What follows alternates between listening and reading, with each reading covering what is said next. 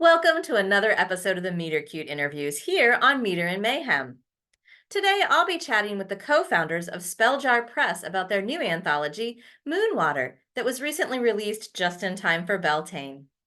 Sheli Keyes and Danielle Neef established Spelljar Press back in October of 2022 and released their first anthology, Honoring Our Ancestors, in July of 2023. Their press's main goal is to provide a safe place for witches, especially awakened women and non-binary individuals, to showcase their magical art in print. Spelljar Press is operated from Houston, Texas, and Berlin, Germany. I am located in Florida. This all made scheduling a time to meet up a little challenging. Want to see how we handled it? Okay then, sit back, relax, and get ready to fall in love. You know, one of the great things about being an editor and putting anthologies together is you get to see different poetry forms, different points of view, and all sorts of a melting pot of poetry, things that you forgot that you'd learned and things that you never learned in the first place. And one of the things that I had never learned in the first place was about a metric form called Isafra. And it is from Berber literature. It is from the Middle East. I have a lot of favorite poems from the Persian group of people that have such wonderful, amazing hearts when it comes to writing poetry.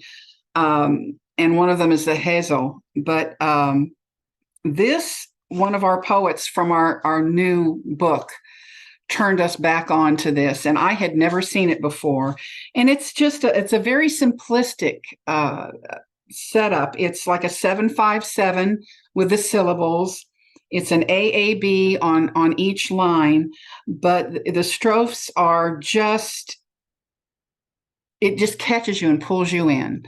And I'm going to share one with you by Angie Ebba that is going to be in Moonwater. And it's called Earth's Insight. Hand to chest, clasping calcite. Energy excites, breathing deep, letting go. Calling on the earth's insight. Prepare heart for flight. Open lungs to scream, bellow. Open mouth lets in the night. A tongue of twilight. Moon in throat, stars in mouth, glow. I think there's so much there that you just get pulled right into it. It's just a beautiful, beautiful piece. The next piece I'd like to read, really, Devaney Hoff wrote this, and she's a first-time contributor, and it just pulled my heart. I'm a cook. I'm a green witch and a kitchen witch. So I love steps. I love ingredients. I love solutions. And this is beautiful. It's called Instructions on How to Capture the Moon. And as you can see, she's numbered it. 1, leave when the night is wet with the blood of newborn stars. 2, summon raccoons with a trail of swollen fruit. Raccoons, like possums and skunks, know the moon is their capricious melon queen, round and sweet, and they offer her their needle teeth, their dew-wet fur, and alien pupils. 3, these devotees will lead you to the park where fairies dance after soccer practice is over and moonlight fills the potholes like cups of milk. 4, do not dance. 5, your 10-year-old oil-stained sneakers would wear through before sunrise anyway. 6, the fairies will give a mirror, and if you do not cringe away from your thread-thin wrinkles, your baby fat, or gleaming braces, you can keep it. 7, coax the moon into the glass. If she hides beneath a veil, tell her you want to see her eyes, that her eyes are more beautiful than a diamond ring. 8, to trap her in your mirror, cover it with an old bra, an ancient handkerchief, anything worn and soft and smelling of faded dreams. 9, carry the moon all the way home, down streets the color of setting powder, and hide her amongst the dresses you never wore. And 10. If the tides grow still and rain falls upward for a day, do not be afraid. You have only captured one of the moon's many phases, and when you pull out the mirror, it will be like looking at a photograph of your grandmother when she was your age, familiar and strange and silver gray. That is stunning. That is so beautiful. Capturing the moon is just, And the last piece I'm going to read for you is by Mary Ellen Talley. It makes me think of a little nursery rhyme book that I knew about when I was a child and when my daughter was a child. I see the blank and the blank sees me. All the changes from once upon a time yet remains the same until one clear evening we instruct our children's children. Look up, you'll see. And because of that, the sight we think we believe, we do believe. In the orb circle sphere, take your pick. Call it old man, mother woman, sea of calm, balm in the heavens, unbidden, often hidden by clouds until full, round moon appears close up in the deep sapphire sky. And ever since learning, discerning, we've known something akin to gravity centers us at high tide, that residual clamor just to follow low tide, bombastic, elastic, sandblast, sandcast, soon pulling out beneath our feet. You know, we know, when perigee arrives, we become brightness. That's just a sample of some of the work that's going to be in this upcoming book, Moonwater. Thank you. Wow. Thank you, Sheli. Wow. That was I'm so blown back by the quality of the work that we've gotten this time, and the quantity has just been crazy. This book is going to be like 150 pages or more. wow. We have 3 times more submissions this time than we had last time. Oh, that's great. And I have a man. I have a man who submitted. He is Persian. He's from Iran.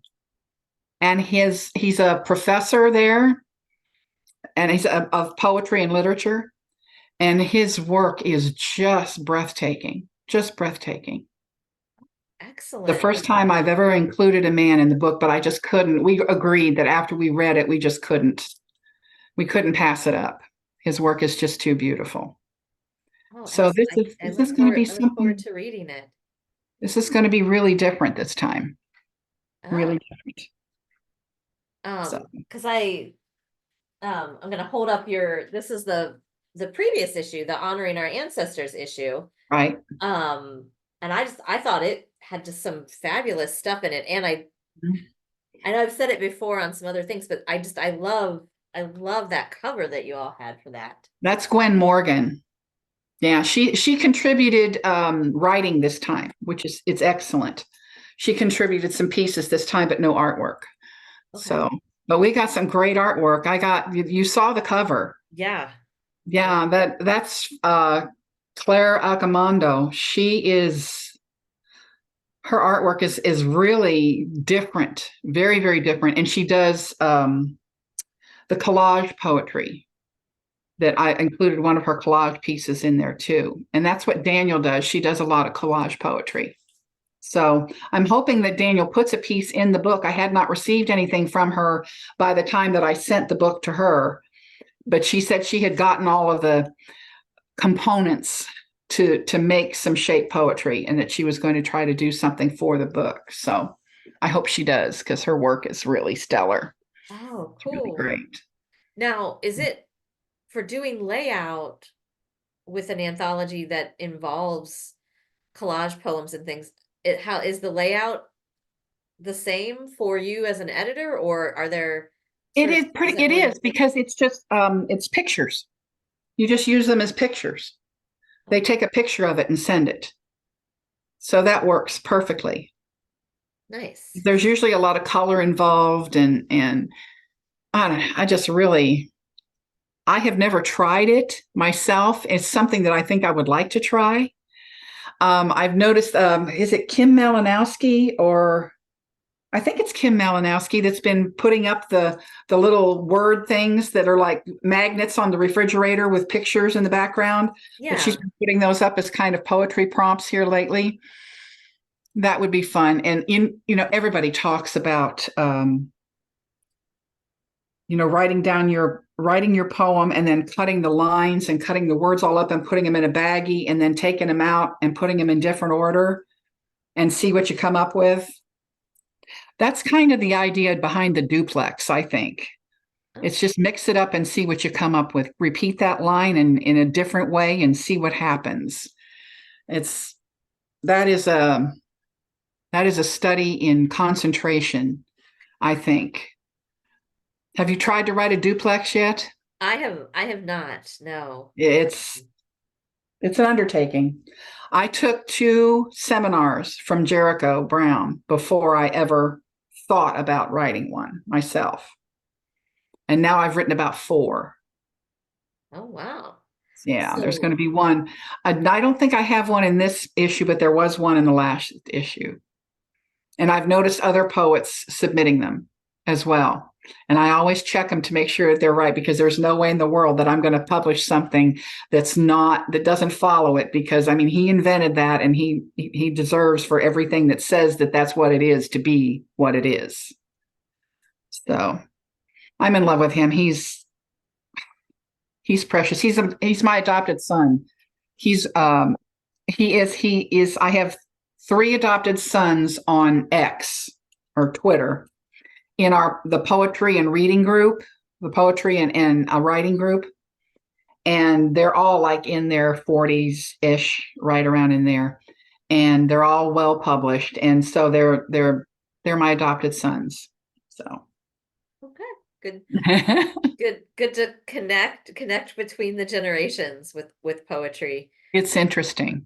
It's Um, very interesting. and it's interesting to me that you say um that you feel what I'm hearing from you is sort of like a protectiveness over the form, that you want to make sure that if somebody's calling it a duplex, that it follows his exact rules and guidelines for it, Right. which is interesting to me because part of a form becoming enmeshed, ingrained in in in the creative writing world, in the poetry world, is then for things to sort of springboard off of it and to be able to adjust it. So like what the sonnet was isn't necessarily what the sonnet is now. Like American sonnet can be slightly different than what people think of as like a Shakespearean sonnet and all those things. And so Well, um there's a lot of room within his parameters for change, a lot of room. But there's just a few things that should stay, I don't know, a little pure. Just like there's some things about sonnets that I think should remain somewhat pure, with room for change, with room for playing around with it. So I don't know. I'm not a purist per se, but there's some forms like the hustle, which is one of the things that the duplex was born from, is a Middle Eastern form. It's more stringent. The duplex is much looser than the hustle. You look at a villanelle, you look at a sestina, and it's like, am I going to get through this? Am I going to write all those stanzas with all those lines? And that meter am I going to have 7 syllables in that line or not? What word can I use instead and still have to not lose my meaning? That's the life of a poet, I think, is what word can I use instead and not lose my meaning? hmm, okay. I'm gonna so I'm curious to know, because you've talked a little bit about Jericho Brown and how much you like his work. So I'm interested to know if there are any metrical poets that you are in love with that you think are just like amazing and great and inspirational for you. I wouldn't be able to write a spell without Annie Finch. She's incredible. I love Annie. Every time I pick up something that she's written or see something pop up online that she's written, I just have to devour it. Um, I've been on little, I don't know, it wouldn't be a seminar per se, but when she released the book about that she worked on for 20 some years about abortion, Mhm. Choice, that was choice that words. was a that was an absolutely thrilling Zoom to be on, to hear all these people. And Marge Piercy is another poet that is very deeply into meter, but she's a distant relative. And to hear these women and the strength of what happens with meter, the remembrance of what happens with meter. And if it weren't for Annie, there would not be a Spell Jar Press. Oh, I dude. found Annie back in 2019, I think. Yeah, 2019. I found her online and I was looking for something else and I saw this and I saw a piece of hers on poetry.org. And then so I loved it and I started researching her and I found, oh, she's like me. So I started looking at her website, at the Poetry Witch website, and I just got all embroiled in all of that. And during, let me see, it was in 2020, I believe, late 2020, there was another young woman that, well, Annie wanted to start an online magazine Mm. through the Poetry Rich community. And so of course, I wanted to get involved in that. I volunteered my time as an editor and said I'd be happy to do whatever I could. And so we started out with a staff of about 12 people and ended up with three. Oh. Oh. And it was one young lady, my partner Daniel, and myself. That's how I met her, is through this endeavor. Well, some things happened and it just never came to fruition. Things came up in people's lives so a few things fell apart. And so we all moved on. But Daniel and I stayed in touch with each other and sent emails and started communicating on Instagram. And through that communication, we said, well, hey, let's pick this up and go with it. We didn't really want to do a magazine, so we decided, what, we're just going to do a press because we're both writers. I'm on my third book, and we love the anthology format, and so there it is. It just happened. It was magic, and it happened. And so now, since October of 22, we are formally Spell Jar Press. And our first book, the one that you showed previously, came out in July of last year in 2023. And then our second book is coming May 1st. Legs crossed, fingers crossed. Where's that cricket? Yeah, I'm telling you. And it's beautiful. The book it's just beautiful.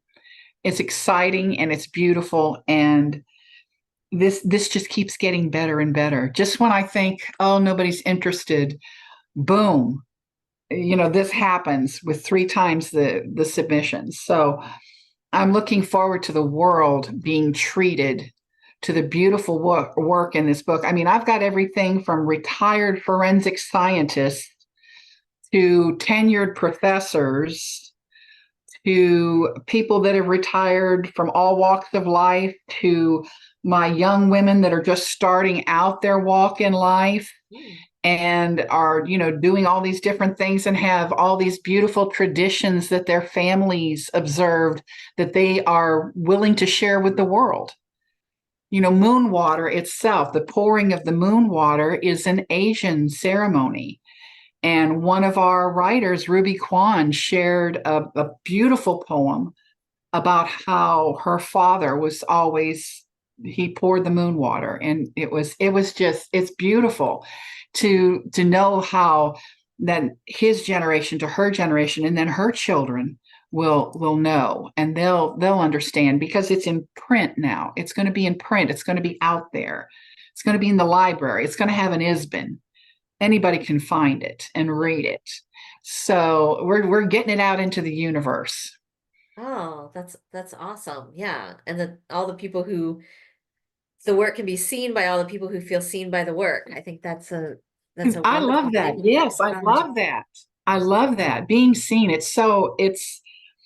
We sometimes feel in the awakened woman and witchy community, we feel like we're part of the other situation. We're not seen, or those that do see us think, is she real?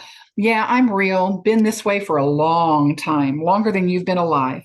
And it's in my whole family. And my daughter is, um, she's an amazing practitioner. What she does with her work is, I don't even know if I could pigeonhole her to put her into just a category. There's this kind of witch and that kind of. She is amazing what she does with oils, what she does with crystals. I'm sitting here with a crystal in my bra grounding me right now. That one that she just got in yesterday and said, "Here, take one." And so here it is. Yes, I am that kooky woman that walks around with crystals in her bra. I have a house full of crystals. So yeah, it's amazing to see these younger women come up, and my granddaughter coming up in her time. She's still exploring, oh, and her friends. I mean, I'm so amazed at these young women that are just so immersed and want to immerse themselves more in the community. And I love it. I love seeing it. And I just think it's getting better every day. Better every day. Oh, that's awesome. That's great. Um, it makes me think of there was a meme the other day that it was like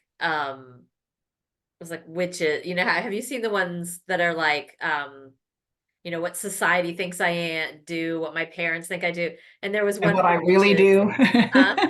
what I really do. Yeah. Um, the one for witches is pretty good, and because at the end it's an older woman with a bicycle and a basket full of, like, the bike on the basket is just like full of flowers. She's just like standing there, juxtaposed with all of the, what Hollywood, it's like a scene from The Craft and stuff like that. So Well, I've never made anything fall off or turned anybody into a toad, although I've thought about it a couple times. I have thought about it. The thought has crossed my mind. I have had my moments, but I'm much older, so those moments come. I'm sure you've experienced them, but if you haven't, you will. You will experience them. But when we talk about meter, I also think about there's so many poets. I could pull out my Norton anthology and think about Langston Hughes and Adrienne Rich and the names that all escape my mind right now. Joan Didion. But the person that is my mentor is Mary Oliver. I picked up my first Mary Oliver book when I was 18, and I was the first time I was in college. And though her meter, she's not necessarily what you would consider a metric poet. She writes more in free verse. She does write in meter sometimes. Her work is true. Her work is something that anybody could pick up and get. She doesn't make her themes totally obscure to the point where you really have to take it apart and try to figure out what she's talking about. You know what she's talking about. Our body is a furry animal. It wants what it wants. That is her most famous line. But she wrote a book not too long before she passed called Dog Songs. And I'm a dog person. He's, very comfortable right now.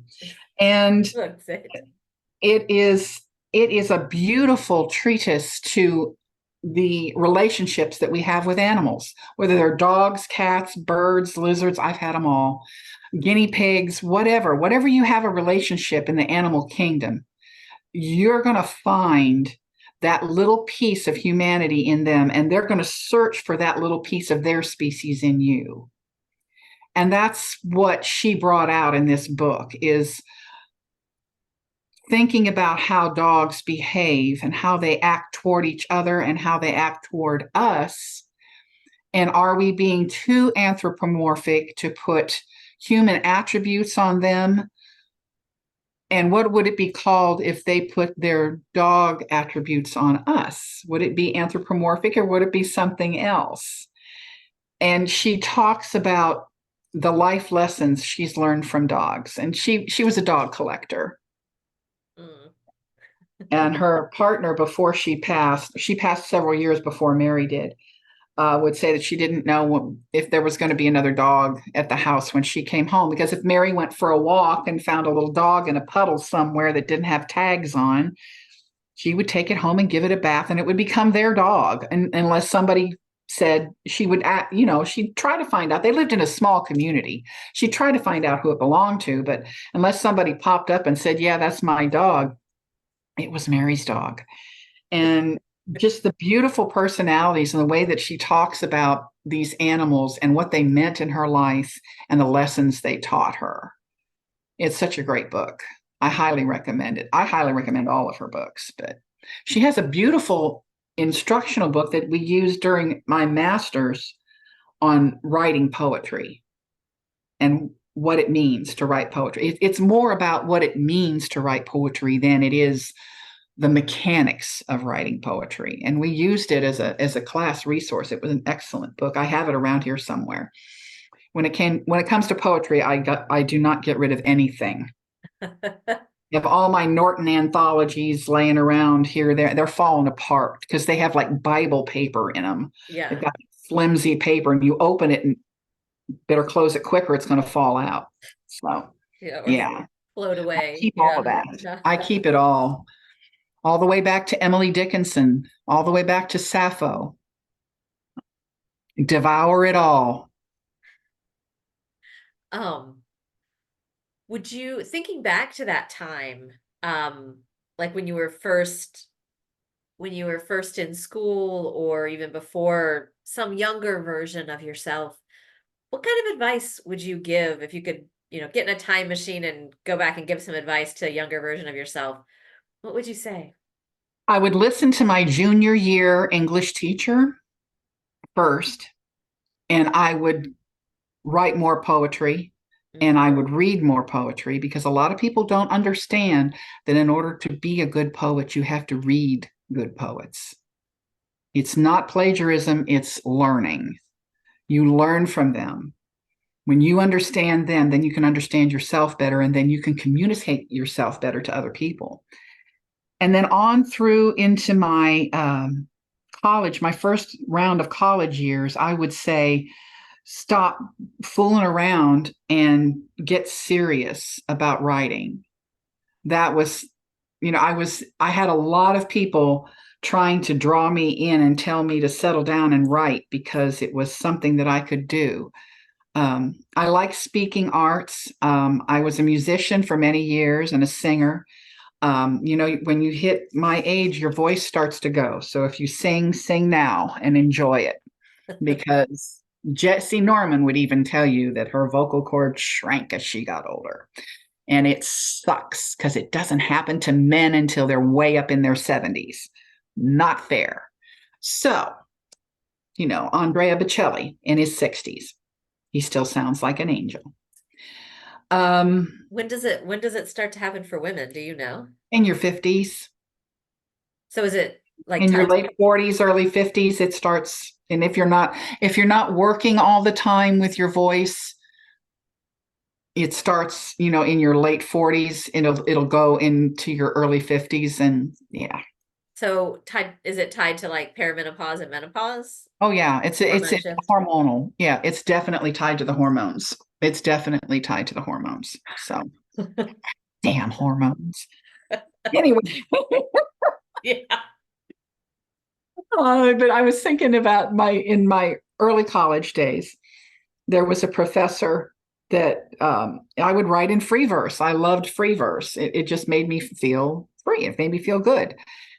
And he was a sonnet guy, and he was a villanelle guy, and he was very, very strongly metric, which I don't mind at all because I think I've written free verse that was metric. So, you can do both. But he just was sure that free verse was for beatniks and hippies, and he really didn't have any place in the American literary canon. I'd like to fire that cannon at him because after that was in this late mid 70s. Well, in 84, Mary Oliver won a Pulitzer for a book full of free verse. I would have loved to have taken that, plopped it on his desk and said, "What do you think? You think it's not going to last?" Here it is, 10, 12 years later, and ta-da. So, and I know there were others in between that had some free verse that were on that Pulitzer list. So, I just, back when I was in college the first time around, there was still, the patriarchy has never died, but it was really bad still then. We were just really fighting our way out of a wet paper sack at that point. So, yeah. Where did you do your undergrad at?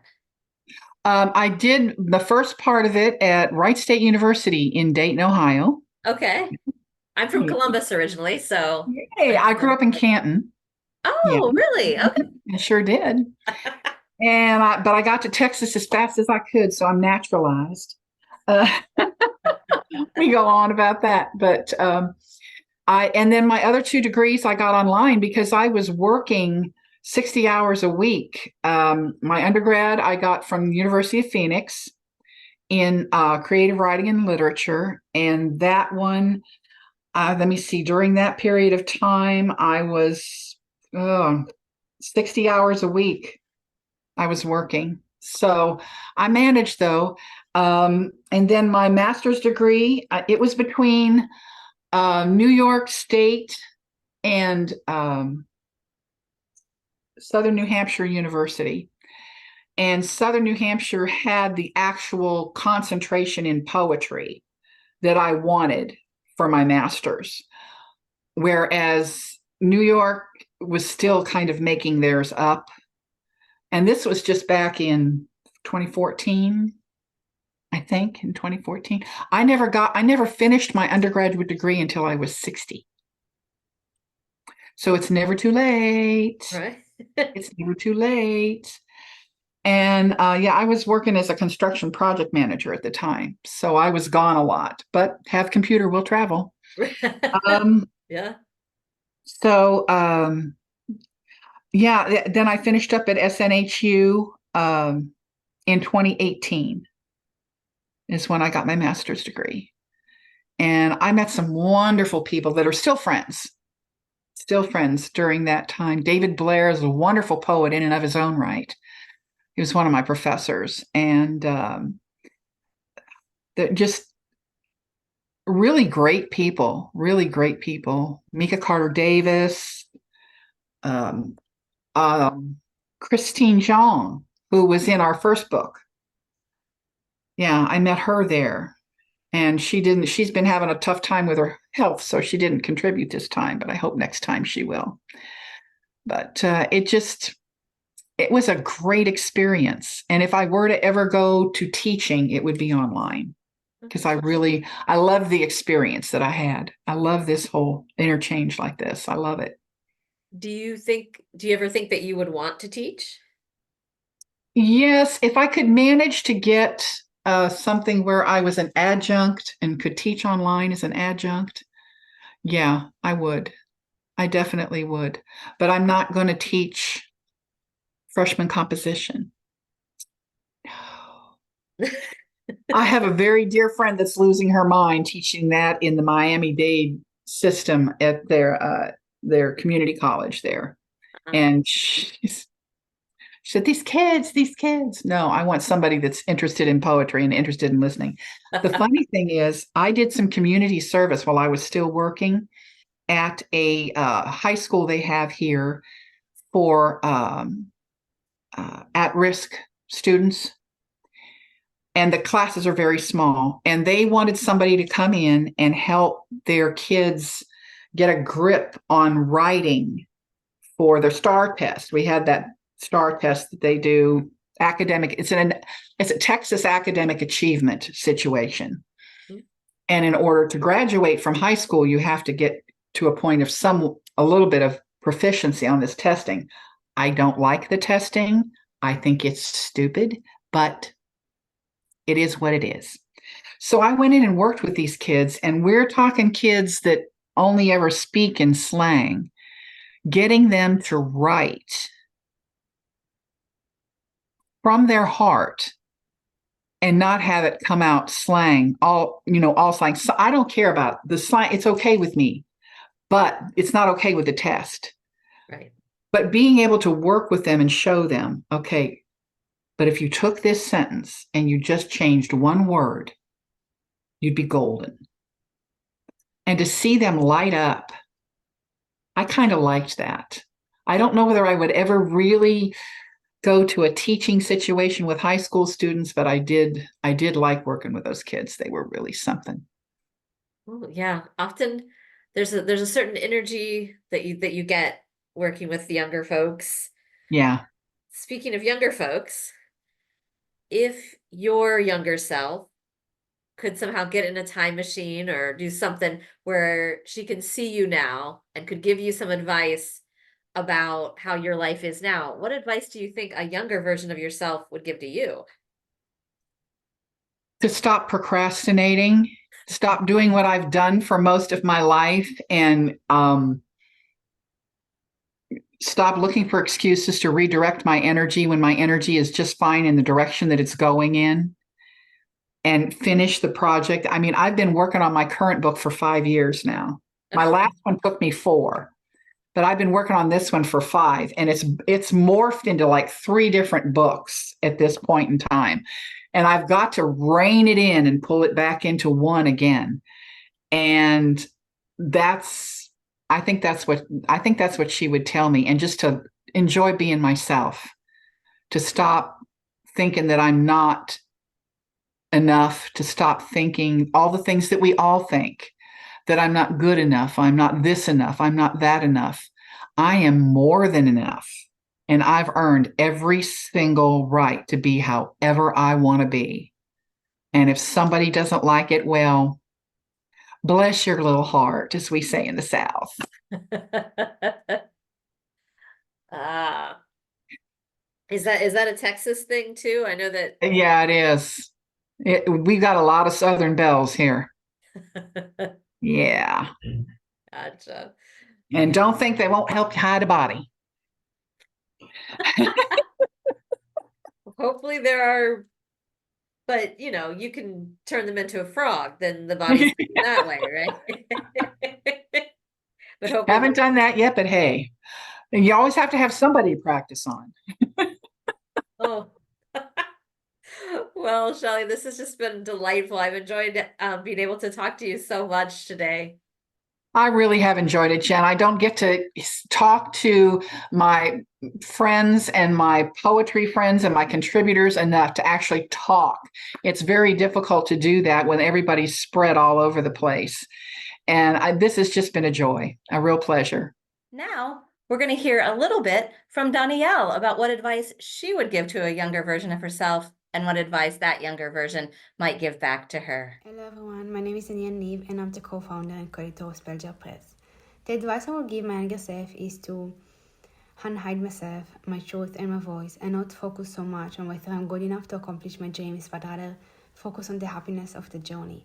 And I think my younger self would give me the advice of reconnecting to my inner child and the source that sparked my interest in writing, this passion, and just living life creatively.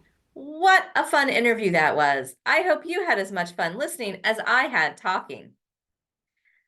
One thing I really loved about what Shelley had to say about Mary Oliver's work is how accessible it is, but also how beautiful and magical it is. I love that. And man, what Danielle had to say about just focusing on the journey, I can get hung up in, am I going to be able to achieve my dreams? Is this working? Am I being published in the right places? If you've seen some of my other videos, on the channel. I've talked about that before. I know that feeling. And I like that reminder to just focus on the journey of creativity. It feels good.